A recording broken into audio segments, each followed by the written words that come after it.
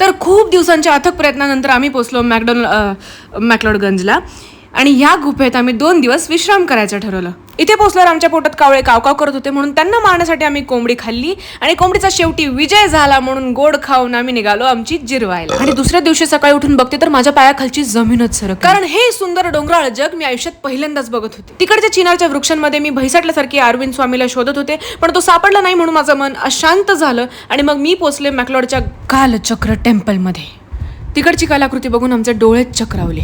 गरगरत्या डोळ्यांनी आम्ही बारीक नक्षीकाम निरखून बघितले. मग तिथून ओम शांती शांती करत आम्ही दलाई लामा रेसिडेन्स मध्ये पोहोचलो.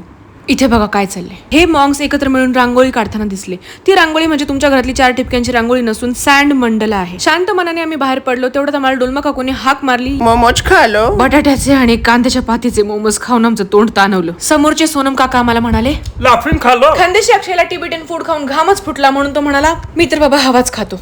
मग आम्ही पोहोचलो सेंट जॉन वाइल्डरनेस चर्च मध्ये. तिथून आम्ही येशू ख्रिस्तांचं दर्शन घेऊन अशा ठिकाणी निघालो जे ठिकाण सुचवलं होतं माझ्या मित्राच्या काकाच्या साडूच्या सासऱ्याने.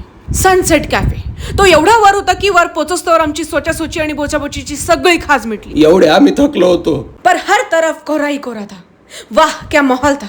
हमने चाय ऑर्डर की पर साला चाय भी कोरा था. तर मित्रांनो अशा प्रकारे आपली मॅक्लोडची ट्रिप संपलेली आहे. जय गजानन कर दे आनंद.